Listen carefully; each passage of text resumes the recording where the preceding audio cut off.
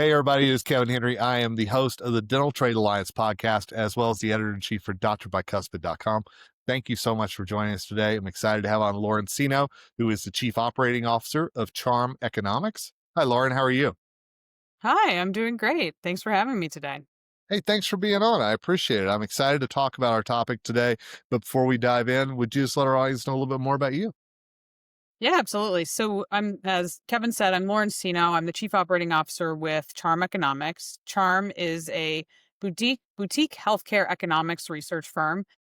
Also, and a lot of my background is in doing survey research as one of the kind of qualitative components that we use to supplement some of the more quantitative research we do.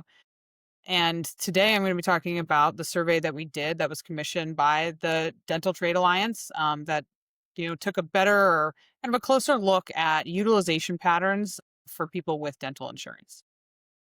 And I feel like we've talked about access to care for so long for the general public. And I thought there were some really interesting findings in this survey that you did. So I'm going to turn it over to you, and obviously I'll ask a few questions along the way. But what are some of the high points do you want to make sure our audience knows?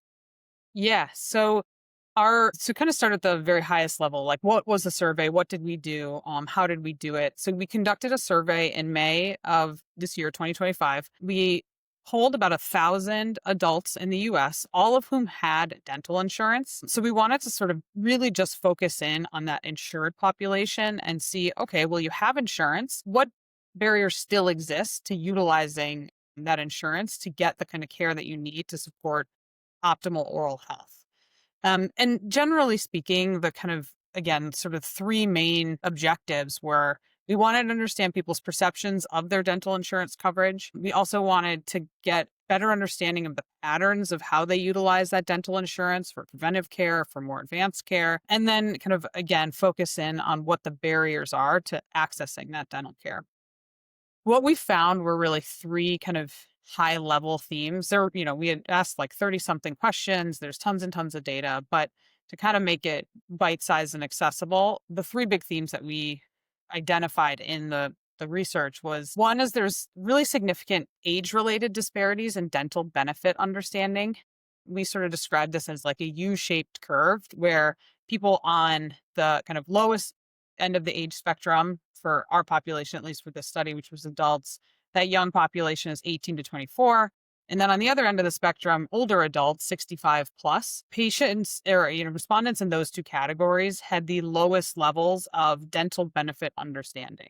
So when we ask questions about, do you know your out-of-pocket maximum? Do you know your deductible? Even a more qualitative question that's like, how comfortable do you feel with understanding your dental benefits? They tended to end on sort of the lower end of the spectrum.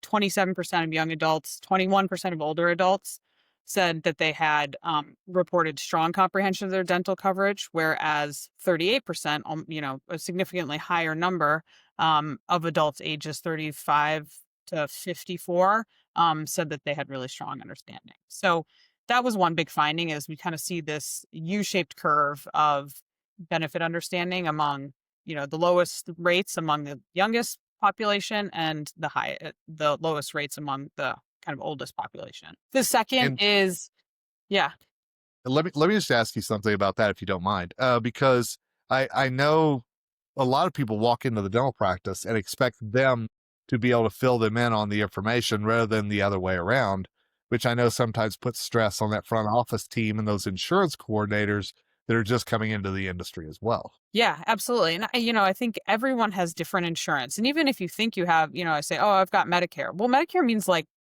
10, 20 different things now. When you have Medicare Advantage, you have different types of coverage. Same with the Medicaid population. And we see in those two populations, the youngest and the oldest, the highest levels of government coverage. And so that's Medicaid for the younger folks, Medicare for the older folks. And so, if a patient goes in and say, I have Medicare, what does that mean? The front office doesn't know necessarily what kind of Medicare that could be. They could be in a Medicaid plan that's a managed care organization, or they've got an MCO, and that's a little bit different than maybe a traditional Medicaid in their state. So I think there's just across the spectrum lack of information around what the benefits look like, and when folks have that lack of understanding, it leads to surprises, and those surprises can become significant. And I'm sorry to interrupt, but please go ahead, and I'll probably ask a question after this one too. So just be prepared. Please. Yeah, please do. I get tired of hearing my own voice sometimes talking about survey results. But actually, that's a good segue into the second finding, which is that surprise billing really does erode trust and can impact whether or not folks seek care in the future. So the survey, one of the questions we asked is, have you ever received a surprise bill? 30% said yes. And then when we probed that 30% and said, okay, well, what does that mean? We asked, does it impact your trust in your provider? I think 69% of them said yes. Does it impact your trust in your insurance? 72% said yes. And then importantly, 70% said it would deter me from seeking care in the future. And that sort of pattern of care avoidance becomes something significant, not just for the patients, because, that leads to poor oral health in the future, but also for the practices because they're losing patients. They get a surprise bill. It has nothing to do with the care that they received. It has everything to do with just the piece of paper they get at the end of the day. And that could impact their interest in wanting to come back. Surprise billing feels like something that's been on the news quite a bit lately. I live in Colorado, and I know it's been a lot of discussion here in our state. And I know it's something that people are vehemently opposed to. And as you said, I often hear when they get that surprise bill, that bad taste in the mouth that it leaves afterwards. Is there a way for dental practices maybe to make sure that that doesn't happen as much as maybe was reported in your survey? Yeah. And I think there's two flavors of surprise billing that we kind of get that we hear about right now. And I think the first flavor is the one that most people react negatively to, which is a government mandated surprise billing regulation. That's the one I think that people tend to have a reaction to. And then there's the second one, which is at the practice level, providing insight into what the price may be. I think when you're thinking about a market solution, what can practices do to facilitate it? It's kind of getting ahead of what might, right now, the surprise billing mandates that exist in medical care don't exist in dental care to the same extent. And so, what can be done in the dental practices to get ahead of that? So, preventing those surprise by doing it because it's, what is good for the patients, what engages them, not because it's some sort of government mandate. And so I think it's sort of teasing out that difference and also just being proactive about making sure patients have the information they need so they aren't surprised when it comes to that. And again, I think it goes back to we have so many new team members that are coming into dentistry. We need to make sure that their communication skills are up to date and that, they're ready to answer any questions there might be so that patient doesn't have a bad experience, shall we say, after the visit happens. Yeah, exactly. And I think, and this is something that we can kind of get to towards the end, which is, what does this all mean? And I think one of these things is like, this is a great opportunity for technology innovation to facilitate a better result for practices. Are there things that can be developed or invested in that provides that price transparency that it does kind of in the moment benefit checking, that can look and see, oh, is this going to be covered by this person's insurance? Those kinds of tools and technologies that are supportive of getting to that result or that solution, which is patients have an understanding of what that bill might be. Yeah. All right. Well, I'll let you get your third point. Yeah. Yeah. So our third finding was related to disparities in experiences of anxiety and specific barriers to receiving dental care between people who identified as women or who identified as male as our respondents. So we know that there's this kind of gender based disparity between how folks are experiencing care in the dental setting. And, kind of to double click on that a little bit, anxiety, I think the rates of anxiety for women, and I'm going to look at my notes so I don't make up numbers here, is 50% of women say that they experience frequent anxiety when going into receive dental care versus 39% of men saying the same. And that's a statistically significant difference. It's also, I think both numbers are pretty high. One out of every two people, women that walk into a dental office are experiencing what they would consider frequent or intense anxiety. Same with, 4 out of 10 men are experiencing the same. And so I think this idea of anxiety as a barrier to care is one that really starts to bubble up. And then it also has this added dimension of kind of an unequal experience between men and women. And kind of, again, along those lines, we think about a psychological barrier, that's anxiety. We also think of, more like physical barriers. And, women more often report saying that they can't find times that meet their schedules, or they lack transportation to get to their appointments. And so there's kind of two dimensions of those barriers, and the psychological ones are important, but also some of the like kind of more physical or frictional barriers. So I know we're doing this for the Dental Trade Alliance, which obviously is on the industry side of dentistry. So do we in the dental industry maybe need to do more to alleviate those fears? You talked about technology as a possibility. Are there things that we need to be looking toward on the technology side of things that can help alleviate fear that maybe can be talking points for the dentists and dental team members out there? Yeah, I think so, and I think that's, some of the conversations we've been having with DTA around, like, what does this mean for our members specifically? It's great data. It's really good information. You could see how it can be applied in the clinical lens. Take a step back. How can it be kind of applied through the sort of like supplier lens, or the industry that supports all of these dental practices?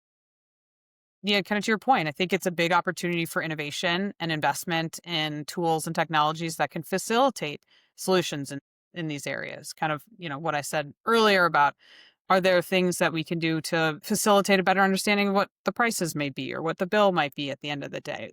What about tools, technologies that support kind of more calming experience in the dental office? I know, like, when I go to see my dentist, they've got like TVs in the ceiling, and I can like sit there and bliss out to watching the Great British Baking Show, and that makes me feel better when I'm in the There you go. chair. But what are things like that that can be invested in and kind of supplied to these practices to facilitate answering some of these questions? And I think at the end of the day, too, when patients aren't going in to their providers, whether they're avoiding it because they're anxious, or they're avoiding it because they have kind of a fear of a surprise bill, or they just can't get to the office because they don't have the transportation they need, or they can't meet the, bright hours. All of that kind of adds up to constrain practice revenue. In addition to obviously there being negative clinical impacts, especially downstream, it constrains practice revenue, and practice revenue constraints can have an impact on the market opportunity for all of these suppliers that support the practices themselves. And so it's not just a clinical problem. I think we have to look at it through the lens of it also being an economic problem and a market problem that is important for kind of everyone to rally around and make sure that patients are getting in to get the care that they need, both clinically and financially. So what are the next steps in with the survey with Dental Trade Alliance and CHARM Economics? Yeah. So, we're going to continue to be talking about this with DTA over the fall and, over the next couple of weeks and months about what these solutions look like. But I think it starts with understanding the data, understanding the pain points that the practices are experiencing, and what the patients are experiencing, and figuring out what are the solutions behind that. We think a lot about kind of innovation and technology. How can technology be used to solve these problems? And a lot of the suppliers and the folks in the ecosystem around the practices are the innovators. They are there because they've developed a product that solves a problem. And so I think the next step is thinking, okay, these are the big problems that patients are experiencing, that practices are experiencing. How can we start to create more solutions around those specific problems? Well, Lauren, I appreciate the insight into what could be a very fascinating survey here, and especially knowing what implementations may happen. Is there a way that people can learn more about Charm Economics and maybe what you all do outside of this? Yeah, absolutely. So you can always find us on LinkedIn, CHARM Economics. You can find me on LinkedIn, Lauren Seno. We also have a you can go to our website, charmeconomics.com. We are kind of an organization that is really committed to understanding, what are the economics behind the healthcare industry, whether that is medical care, dental care, and what does that mean for everyone involved in the ecosystem? Whether that is a venture capital firm or a policy organization, or somebody who has a product that wants to kind of commercialize it and sell it in the market, and they need economic evidence for it. That's really where we love working, and we are always interested in talking with more organizations that are interested in putting that together too. Well, I'm looking forward to next steps with this survey. Thank you so much for the time. I really do appreciate it, Lauren. Thank you, Kevin. Absolutely. Thanks to all of you who've listened to this episode of the Dental Trade Alliance podcast. It's exciting to hear what's going on out there to help bring people into the dentist and make sure that they are not only comfortable while they're there, but afterwards as well. Until next time, it's Kevin Henry, the host of the Dental Trade Alliance podcast and editor in chief for Dr. Mike Husband, signing off. And as always, wishing you nothing but success ahead.